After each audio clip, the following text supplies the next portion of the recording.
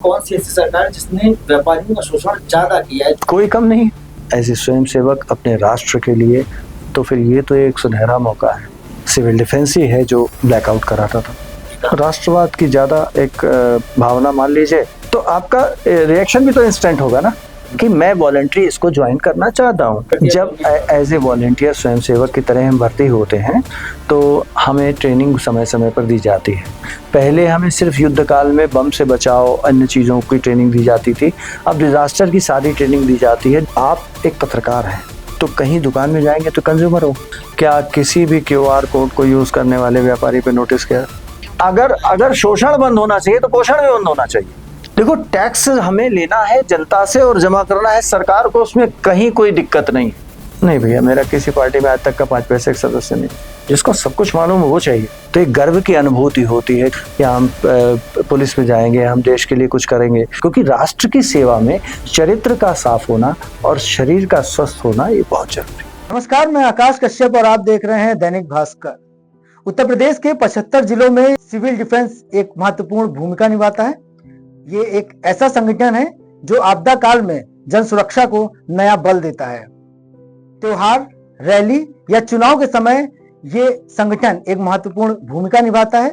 आखिर देश के सबसे बड़े सूबे उत्तर प्रदेश की राजधानी लखनऊ में सिविल डिफेंस की कितनी सक्रियता है और कैसे काम करता है, जानेंगे civil defence chief Amarnath Mishra ji से। सर, सिविल डिफेंस और साथ में व्यापार मंडल की अध्यक्षता कर रहे हैं, क्या भूमिका रहती है और कितना दबाव रहता है, क्या कहना चाहेंगे? देखिए, एक व्यापारी हूँ और व्यापारी होने के नाते व्यापारिक संगठन से शुरू से जुड़ा रहा।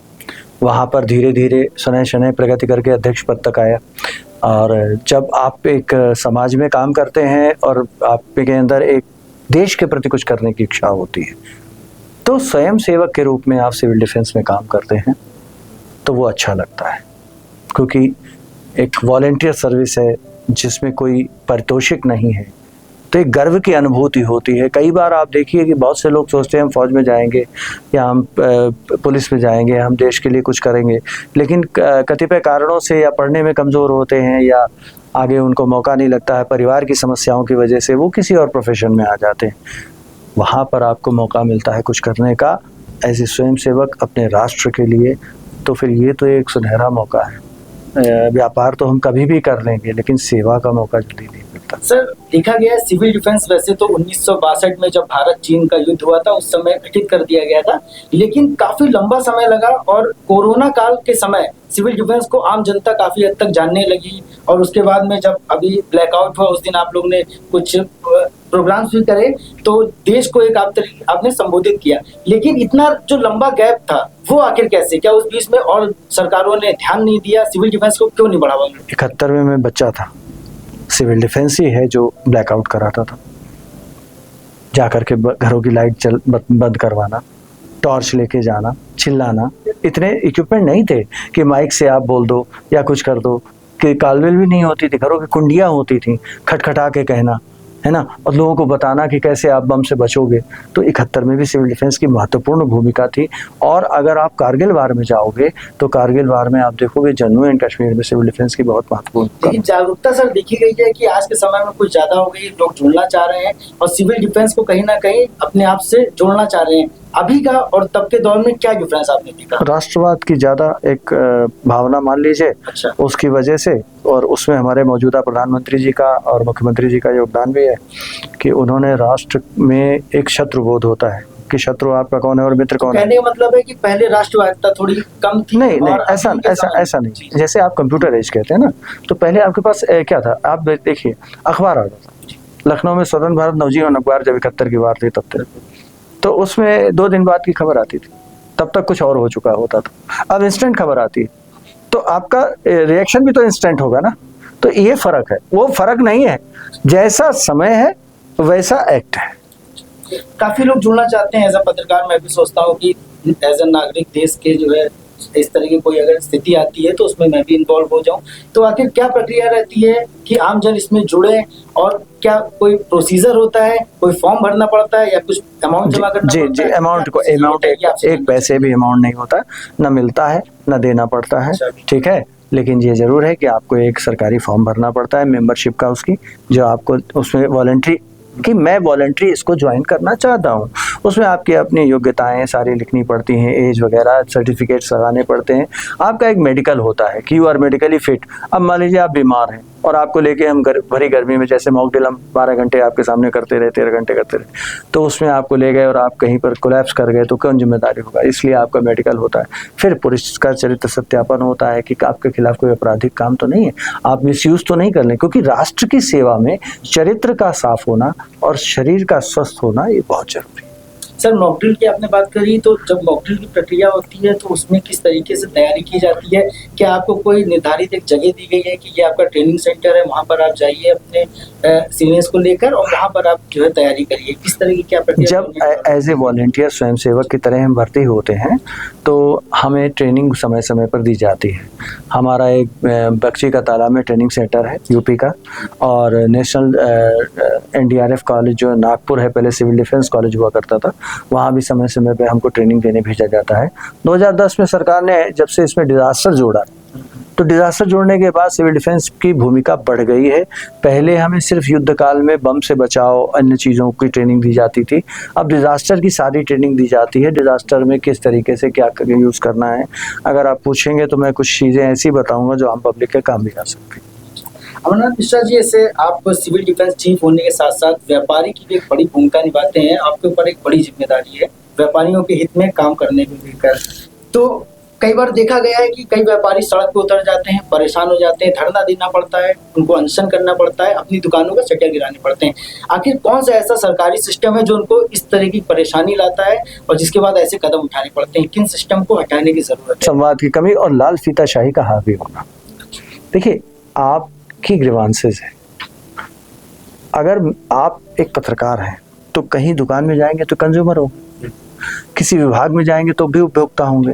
अगर टेलीफोन विभाग, अगर आप मान लीजिए नगर निगम विभाग वाला बिजली विभाग में जाकर के परेशान होता है और उस परेशानी को सोचते हुए वो नगर निगम में आने वाले को सुविधा देने लगे, और बिजली वाला नगर निगम में परेशान होता है उसको सोचते हुए उनको सुविधा देने लगे। इसी तरीके से GST का जो अधिकारी है उसके ऊपर जब नगर निगम में टैक्स ज़्यादा लग जाए और वो वहाँ जाए और उसका शोषण हो जाए और नगर निगम को GST में कोई परेशान कर ले, उसका बेटा काम कर रहा हो, तो दोनों वाइस वर्सा जिस दिन ये सोचने लगेंगे ना, राष्ट्र की उन्नति कोई रोक नहीं पाएगा।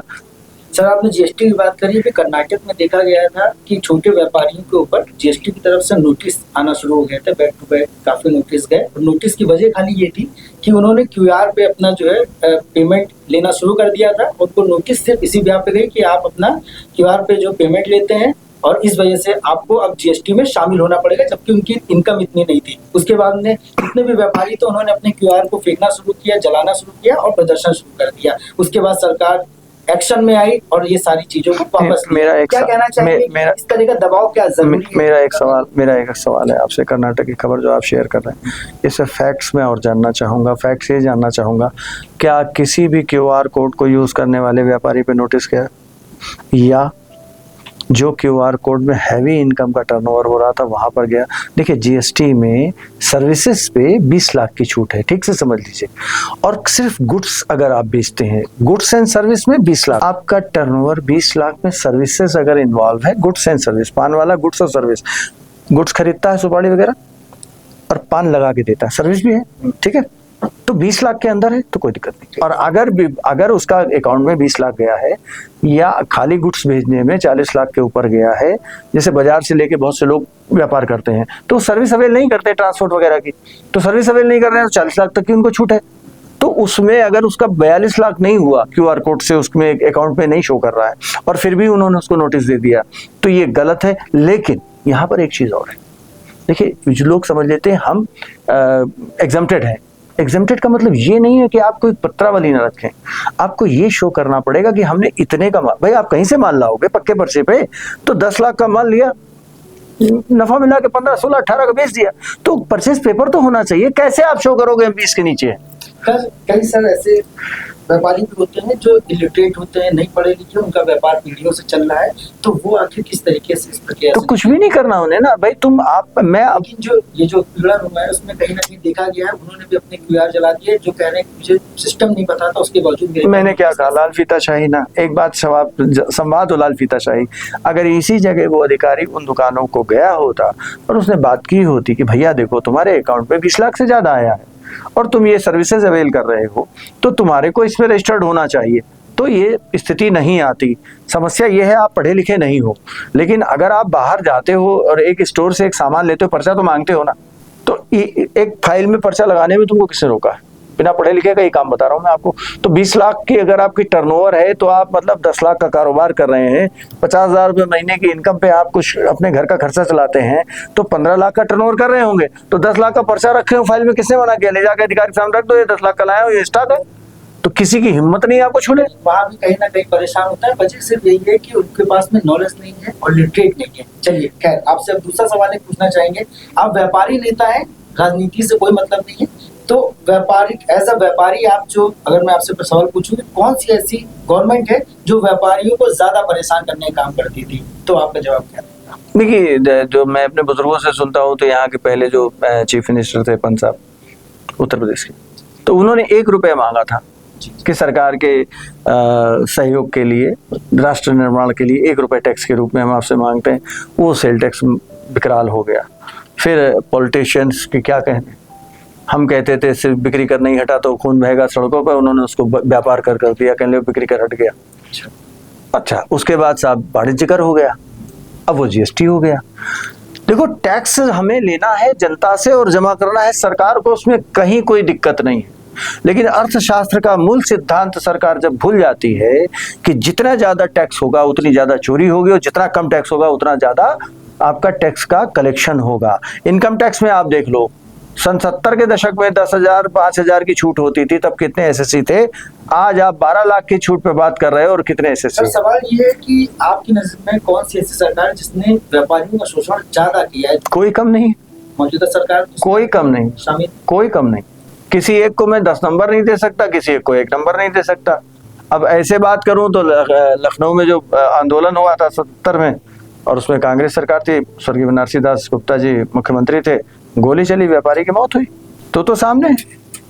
अभी भी देखा जाता है कि प्रदर्शन होते रहते हैं, तो क्या ऐसी कमी रहती है सरकार को, क्या ऐसी चीजों में भाई अगर सहूलियत देनी चाहिए कि व्यापारी परेशान ना हो? क्योंकि व्यापारी अर्थव्यवस्था का एक बड़ा स्तंभ है। लोक सेवा संघ आयोग से चुनाव होता है आईएएस का, और राज्य की संघ से होता है पीसीएस का। क्या सिखाते हैं? सिर्फ आओ बैठो बात करो, काम खत्म। अरे हमारी ग्रीवांसे से आपने 2 मिनट हमको दे दिया, कौन सड़क पे बैठना चाहता भैया? आप जाते हो? हम चाहते हैं, हमें धंधा करने फुर्सत नहीं, हम सड़क पे को बैठेंगे। तो वही बात है कि व्यापारी को परेशान क्यों किया, दबाया क्यों जाता है? संवादहीनता, और मैंने कहा ना लाल फीताशाही, संवादहीनता 2 ऐसे शब्द हैं, इसको आप कितना भी लपेट लो। नहीं, तो यही वजह है कि आप व्यापारी नेता है, व्यापारी संगठन बना है, तो उस संगठन से क्या लाभ मिलेगा उन व्यापारियों को कि लाल फीताशाही से वो लोग बच सके? क्या उत्पीड़न नहीं हो पाता। जैसे आकर के बाजारों में एक समय ऐसा था, मैंने देखा है आंखों से, कि सरकार तो छोड़ दीजिए, बदमाश आके वसूली करते थे। आज मौजूदा सरकार में बहुत सी चीजें ऐसी हैं जो अच्छी हैं। लॉ एंड ऑर्डर बहुत अच्छा है, इसमें कोई दो राय नहीं। आज आदमी की हिम्मत नहीं पड़ती क्या? कुछ ऐसी कमी है क्या जिसको बदलाव करना चाहिए? संवादहीनता। जब पेपर में खबर छप जाए तब अधिकारी दौड़ते हैं, आई अरे मिश्रा जी आपने बयान को दे दिया। अरे भाई पहले सुन लो, जो व्यापारी लेटर लेके गया उसकी सुन लो, वो भी तो एक व्यापारी है। जरूरत क्या है अमरनाथ मिश्रा की नेतागिरी की? मुझे भी जरूरत क्या है मैं नेतागिरी करूं? मैं अपना काम करूं। सिविल डिफेंस एक सेवा है, वो तो करना है। एक उम्र आने के बाद सेवा में आदमी को हर एक को चाहिए, लेकिन हमें तो व्यापार करने का छोड़ दो भाई। हमारे ऊपर इतना क्यों तुम प्रॉब्लम क्रिएट कर रहे हो? इतनी ज्यादा क्यों नेक्सस चीजें डाल रहे हो? से ये सरकार अगर उत्पीड़न खत्म कर चुकी है, उस तरह की चीजें खत्म हो चुकी है, तो व्यापार संगठन खत्म हो जाना चाहिए। नहीं, उत्पीड़न खत्म नहीं सर, मैंने कहा कि वसूली खत्म हो गई। अच्छा, तो वसूली, गुंडे बदमाश की वसूली का। अच्छा, तो लेकिन जहां पर अधिकारियों की लाल फीताशाही है वो मौजूद है। हटाने के लिए सरकार को सुझाव देना चाहिए। एक तो सरकार के मंत्रियों को, सरकार को अपने पास में एक पंचायत लगानी चाहिए। अच्छा, आम आदमी की बात को सुनना चाहिए। आपको लगता है कि हम नेतागिरी करें, हमें मत बुलाओ भाई। आम व्यापारी को बुला के सुनो ना उसकी क्या ग्रीवांसेस है, वो आपको वोट देता है, वो भी एक वोटर है। इस चीज को लेकर आपने कभी सुझाव दिया सरकार किसी आला अधिकारी को या फिर किसी मंत्री को? आप अगर आर्काइव्स में चले जाइए तो न जाने कितने हम लोग के ज्ञापन होंगे, न जाने कितने ज्ञापन होंगे। अगर लिखित में हाँ ठीक है, आप चले जाइए, आप बुलाइए अपने मंच पे, नेताजी का स्वागत कर दीजिए, माला पहना दीजिए, पर्चे ले लेते हैं, उन पे कोई काम नहीं होता। आपने जो सवाल किया 2016 दिसंबर की बात है, आदरणीय पंकज सिंह जी एमएलए हैं जो नोएडा से, इनका टेलीफोन आया, हम चौक में स्टेडियम में मैच हो रहा था कि माननीय ये अमित शाह जी उस वक्त अध्यक्ष थे, आए हैं, आप जीएसटी लगने वाला है, आप आके अपनी प्रॉब्लम बताइए, क्या किन चीज़ों पे आपको प्रॉब्लम। तो मैं उस वक्त मैंने जल्दी में 22 पॉइंट लिखे और मैं वहाँ पहुंचा भाजपा कार्यालय में, वहाँ अमित शाह जी सामने बैठे, और मैंने पहली बार ऐसा नेता देखा जिसको हर चीज़ याद थी। मैं कोई ऐसे नहीं, मैं जो एक्सपीरियंस है वो शेयर कर रहा हूँ। तो मैंने उनसे कहा सर ज्ञापन लेंगे, तो उन्होंने कहा नहीं आप बताइए मुझे याद है। तो अब जब वो ज्ञापन नहीं दे रहे तो मैं ज्ञापन से पढ़ नहीं सकता, तो मुझे मैंने जो बनाया था वो पहला 8वें पे 8वां 10वें पे चला गया, तो उन्होंने फिर कागज ले लिया। फिर बोला अब बोलो, फिर मैं बोलना शुरू किया, वो ऐसे सुनते रहे 10-15 मिनट 12 मिनट, उसके बाद कुछ नोट किया, बोले ठीक है आप जाइए। हम लोग चले आए, 10 दिन बाद उस 22 में से 16 अमेंडमेंट हो गए। ऐसा नेता चाहिए यार। तो कहने का आपका मतलब है कि बीजेपी सरकार और सरकार के कंपैरिजन में व्यापारियों के हित में काम कर रही है। जिसको एक्ट करना मालूम है ना, आपको मैंने प्रॉब्लम बताई, आप कहते थे मैं उनसे पूछूंगा, जिसको सब कुछ मालूम है वो चाहिए। सुनील कुमार साहब, एक वैट जब लगा था मायावती साहब, उस वक्त एक आईएएस थे जो कमिश्नर हुए, हम उनके पास गए, साहब कि ये आर्टिफिशियल ज्वेलरी पे टैक्स लग गया है, ये नहीं लगना चाहिए, और सुनील कुमार साहब ने किसी अधिकारी को बुला के नहीं पूछा, आईएएस वहां पे 2 साल के लिए जाते हैं, कि इसमें क्या है। उन्होंने कंप्यूटर अपने, उस वक्त कंप्यूटर उतने ज्यादा नहीं लेकिन थे, तो उन्होंने खोला, बोले ठीक है मिश्रा जी अप्रैल में हट जाए, इसमें इतना रेवेन्यू नहीं। तो ऐसा कोई अधिकारी चाहिए। आज की तारीख में भी अधिकारी हैं ऐसे, जो ऐसा नहीं है कि नहीं है। उनको कौन पीछे कर रहा है? सिस्टम पीछे कर रहा है, सरकार सपोर्ट भी कर रही है उनके साथ में। अच्छा, आप या वो खुद से ही नहीं चाह रहे हैं? आप मुझे इंटरव्यू कर रहे हो, तो ये सेटअप है, कैमरामैन है, ऑफिस का सेटअप है, तो अकेले कर लोगे इंटरव्यू? सवाल यही, बस इतनी सी बात है। ड्राइविंग सीट पे आप बैठे हो, लेकिन गाड़ी का क्लच, ब्रेक, सपोर्ट करने लाइट, ये सारे क्या आपकी नजर से जो उनको सपोर्ट कर सकते थे वो भी सपोर्ट नहीं कर रहे हैं? तंत्र ही वैसा है, तो उसको किसको कह दे। कहने मतलब सिस्टम नहीं बदल रहा है, अभी भी सिस्टम नहीं बदल रहा। अगर एक ईमानदार आईएएस आगे बैठता भी है, या पीसीएस बैठता है, या वो अधिकारी भी ईमानदार है, मान लीजिए, लोग कहते हैं भ्रष्टाचार है, घूस लेता है, और देता कौन है? हम ही तो देते हैं, हम ही तो है। लेकिन कई बार मजबूर हो जाते नहीं, कई बार उनको इतना रिटेलिएट करो ना, स्टैंड लो, स्टैंड लो। स्टैंड लेने में सर किस तरह की दिक्कतें आती रहती है? परेशान वही होता है। बात यही कहने की, अगर शोषण बंद होना चाहिए तो पोषण भी बंद होना चाहिए, और उसके लिए एक ब्रीड चाहिए, नई ब्रीड चाहिए। वो ब्रीड क्या है आखिर? व्यापार मंडल को उसको जोड़ सकते हैं? क्यों नहीं जोड़ सकते व्यापार मंडल? आपने कोशिश करी? बहुत कोशिश करी। क्या रिजल्ट आया इसका? फेल हो गए। वजह क्या थी? भाई व्यापारी अपना काम चाहता है, बाई हुक और बाई क्रुक। अभी रिसेंट में बता दूं कि कुछ नोटिसेज ऐसी चली गई जो नहीं जानी चाहिए थी। मेरा बयान छपा पेपर में, और मैं तारीफ करना चाहूंगा बहुत ज्यादा कमिश्नर साहब की, नितिन बंसल साहब की। उन्होंने तुरंत एक्शन लिया, उसको न्यूट्रलाइज किया, और जीएसटी से उसका मैसेज आया। एक सवाल अमरनाथ मिश्रा जी आपसे ये भी है कि क्या और व्यापारियों का अमरनाथ मिश्रा जी पे भरोसा उठ चुका है या भरोसा नहीं? जो लखनऊ में तमाम सारे संगठन बनते जा रहे हैं, क्या ऐसे संगठनों की और जरूरत है लखनऊ में? जबकि आपका एक संगठन है, देखिए, और तमाम सारे बड़े बड़े जो व्यापारी हैं वो जुड़े, अच्छे लोग जुड़े, उसके बावजूद भी लखनऊ के अलग अलग क्षेत्र में अलग अलग तरीके से गठन जो है होता जा रहा है। क्या कमी है आखिर? महत्वाकांक्षाएं सबकी हैं। आज जहां हम हैं, कल उसी पद पे राजेंद्र जी बैठे थे, उसके पहले हरिश्चंद्र जी बैठे थे, उसके पहले लक्ष्मी नारायण जी बैठे थे, उसके पहले घनश्याम जी बैठे थे, उसके पहले तीर्थराम जी बैठे थे। तो वहां एक प्रक्रिया चल रही है। इतना इंतजार नहीं करता आदमी, इतना। ये क्या व्यापारियों के हित की बात है या उनके लिए दिक्कत वाली चीजें करी? इस पे मैं कमेंट नहीं करना चाहूंगा, इसलिए कि अगर मैं कुछ भी देखो, व्यापार, ये तो आप आम व्यापारी से पूछो कि कैसे खुश है। देखो, हमने क्या कर लिया है, जैसे हमारी दुकान है, हम अपना काम करते हैं, ठीक है, आज सरकार जिसकी भी है हम उससे बात करेंगे, स्वागत भी उसी का करेंगे, विरोध भी उसी का करेंगे, मंच पे भी उसी को बुलाएंगे। जिसकी सरकार नहीं हो तो मेरे कोई काम नहीं आएगा। कल किसी की सरकार आ जाएगी, उनके पास प्रत्यावेदन लेके जाएंगे। यहाँ से थोड़ा सा डाइवर्जन होता है जब हम ये सोच लेते हैं कि व्यापार मंडल के बल पे हमको राजनीतिक पद पाना है। क्या अमरनाथ मिश्रा जी से उम्मीद की जा रही इस तरह की? नहीं भैया, मेरा किसी पार्टी में आज तक का 5 पैसे का सदस्य नहीं, सदस्यता? संबंध सबसे है। क्या फ्यूचर में कुछ नहीं ऐसा, आप 61 साल का हो गया, आप क्या करूँगा। देश लखनऊ की अगर बात करी जाए तो तमाम सारे व्यापारी आप पे भरोसा करते हैं और हर आदमी चाहता है कि मेरा नेता जो होना चाहिए वो एक ईमानदार होना चाहिए, और अगर आप व्यापार में इतनी लंबे समय से टिके हुए हैं तो अब वो चाहेंगे कि आप राजनीति में भी आए। क्या किसी ने आपको फोर्स किया तब आप आ सकते हैं? नहीं ऐसा है, राजनीति में जाने के बाद मुझे नहीं लगता कि व्यापार मंडल का कोई नेता व्यापारी के साथ न्याय कर पाया हो। अच्छा, क्या वजह है? ना जानने की वजह क्या है, ये भी मैं जानना चाहूंगा। चॉइस नहीं होती, जैसे आपका डेस्टिनी होता, आप पत्रकार हो, मैं व्यापारी हूँ। आपको कितना भी कोई कहे कि आप ये छोड़ के वो करने लगो, आपका चॉइस यही है। मेरा चॉइस, मेरा बचपन भाई हम लोग सामान्य पढ़े लिखे 2nd क्लास पास हैं, सीधी बात समझो। अब जो 2nd क्लास पास है उस जमाने में जो 83 में ग्रेजुएट हुआ 2nd क्लास में, उसको क्या मिलेगा? पिता का व्यापारी करेगा और क्या करेगा। तो ये बाई चॉइस कह लो या मजबूरी कह लो, तो यही काम करना है, यही काम किया। व्यापार नेता बनने तक का सफर क्या था आखिर? कैसे आप एक व्यापारी से व्यापार नेता बने? एकदम से भाई साहब से अलग हुआ था। उससे पहले हमारे परिवार को लोग जानते थे, अच्छी तरह जानते थे। पिताजी का भी बहुत नाम था, भाई साहब का भी नाम था। स्वर्गीय दिनेश चंद्र अग्रवाल जी अध्यक्ष हुआ करते थे यहियागंज के और लखनऊ के वरिष्ठ महामंत्री होते थे। वो आए मेरे पास, बोले तुम्हारा नाम क्या है?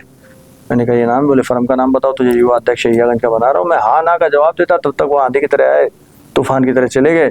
और वैट का आंदोलन आया, उसमें मेरे अंदर कुछ ऐसी परेशानी थी, उसमें युवा मेरे पीछे हो लिया, एक आग लग गई।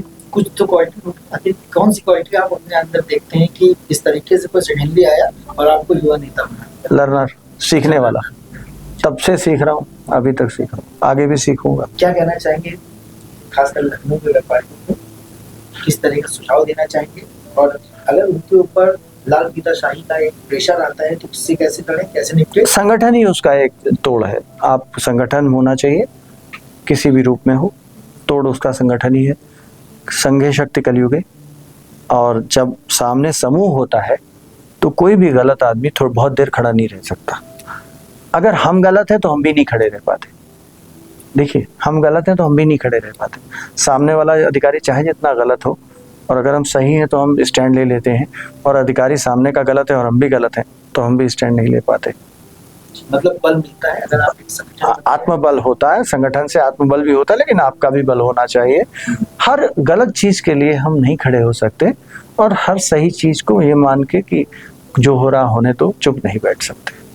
दोनों स्थिति में हमको एक स्टैंड लेना पड़ेगा। बहुत शुक्रिया।